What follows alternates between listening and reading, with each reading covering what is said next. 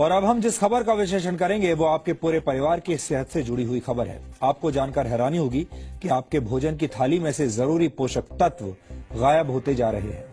यानी आप जो खाना खा रहे हैं उससे आपका पेट तो भर सकता है लेकिन पोषण नहीं हो सकता।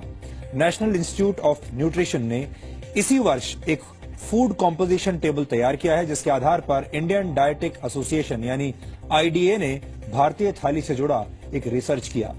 इस रिसर्च के मुताबिक पिछले 30 वर्षों से भारतीय भोजन की ताकत और उसके पोषक तत्व लगातार कम हो रहे हैं। आपने अक्सर बड़े बुजुर्गों को ये कहते हुए सुना होगा कि पुराने जमाने में भोजन की बात ही कुछ और हुआ करती थी। हर चीज शुद्ध होती थी और आपका खाना शरीर को लगता था। बड़े बुजुर्गों की ये बात अब सच साबित हो रही है। आईडीए का रिसर्च इस बात को भी साबित करता है कि 30 वर्ष पहले खाने में शुद्धता की गारंटी आज के मुकाबले कहीं ज्यादा थी। आईडीए के मुताबिक गेहूं में 9% कार्बोहाइड्रेट कम हो चुका है। इसके अलावा बाजरे में 8.5% कार्बोहाइड्रेट कम पाया गया है। पिछले 30 वर्षों में मूंग की दाल में आयरन कंटेंट 6.12% कम हो गया है, जबकि मसूर की दाल में प्रोटीन 10% कम पाया गया। प्रोटीन हमारे शरीर के लिए बहुत जरूरी पोषक तत्व है और इसकी कमी से कई तरह की बीमारियां होती हैं। आटे और दाल के बाद सबसे ज्यादा इस्तेमाल होने वाली सब्जियों को भी चेक कर लीजिए। नए जमाने के आलू में विटामिन बी, मैग्नीशियम और जिंक की मात्रा पहले से कम पाई गई है। टमाटर में विटामिन बी, आयरन और जिंक की मात्रा में 66 से 73% तक की कमी देखी गई। फलों की बात करें तो सेब में आयरन कंटेंट पहले के मुकाबले 60% कम हो चुका है। यानी लो हीमोग्लोबिन और एनीमिया से पीड़ित लोगों को सिर्फ सेब के भरोसे अब नहीं रहना चाहिए। इस आंकड़े को देखने के बाद कई पुरानी कहावतों से आपका भरोसा उठ सकता है। अक्सर कहा जाता है an apple a day keeps the doctor away, यानी एक सेब हर रोज खाने से आप स्वस्थ रहते हैं और डॉक्टर से दूर रहते हैं। लेकिन इस दौर में ये कहावत भरोसा करने लायक नहीं रही, क्योंकि सेब के अंदर पोषक तत्व अब कम हो चुके हैं। आईडीए ने इस रिसर्च को तैयार करने में नेशनल इंस्टीट्यूट ऑफ न्यूट्रिशन के फूड कॉम्पोजिशन टेबल का इस्तेमाल किया है।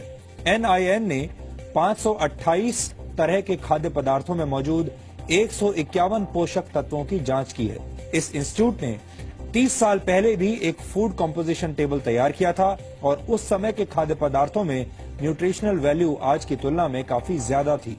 एक्सपर्ट्स के मुताबिक खेतों में पैदावार बढ़ाने और फसल को बीमारियों से बचाने के लिए पेस्टिसाइड्स और खाद का ज्यादा इस्तेमाल किया जाता है और केमिकल के ज्यादा इस्तेमाल से भारत की मिट्टी में पोषक तत्व लगातार कम हो रहे हैं, जिसकी वजह से खेतों में उगने वाले अनाज, सब्जियों और फलों के पोषक तत्वों में भी गिरावट आ रही है। भारत की मिट्टी में जिंक की मात्रा 43% कम हो गई है। इसी तरह बोरॉन 18.3%, आयरन 12.1%, मैग्नीशियम 5.6% और कॉपर 5.4% कम हो गया है। जाहिर है, जब फसल को पैदा करने वाले खेतों में ही पोषक तत्व कम होंगे तो खाने पीने की चीजों में न्यूट्रिशनल वैल्यू भी कम मिलेगी। भारत धीरे धीरे बीमार और थके हुए लोगों का देश बनता जा रहा है। दिसंबर 2015 में आई द लैंसेट की एक रिपोर्ट के मुताबिक सेहत के मामले में 5 ब्रिक्स देशों में भारत सबसे नीचे है। ब्रिक्स देशों में भारत के अलावा ब्राजील, रशिया, चीन और साउथ अफ्रीका शामिल है। 2013 में पूरी दुनिया में बीमार लोगों की कुल संख्या में से 20% भारतीय थे। भारत में इस वक्त 7 करोड़ लोग डायबिटीज के शिकार हैं और डायबिटीज के मरीजों की संख्या के मामले में भारत चीन के बाद दूसरे नंबर पर है। वर्ल्ड कांग्रेस ऑफ कार्डियोलॉजी के मुताबिक सन 2020 तक भारत में होने वाली 40% मौतें दिल से संबंधित बीमारियों की वजह से होंगी। भारत में हर 10 में से एक व्यक्ति किडनी की बीमारी से पीड़ित है और ज्यादातर लोगों को इसका पता तब चलता है जब उनकी किडनी 60% तक बेकार हो चुकी होती है। ये सारी बातें सुनकर आप चिंतित जरूर हो रहे होंगे। आप सोच रहे होंगे कि एक तरफ भारत के लोग बीमार हो रहे हैं और दूसरी तरफ हमारे भोजन के अंदर मौजूद पोषक तत्व भी कम हो रहे हैं। ये एक तरह से दोहरी मार है।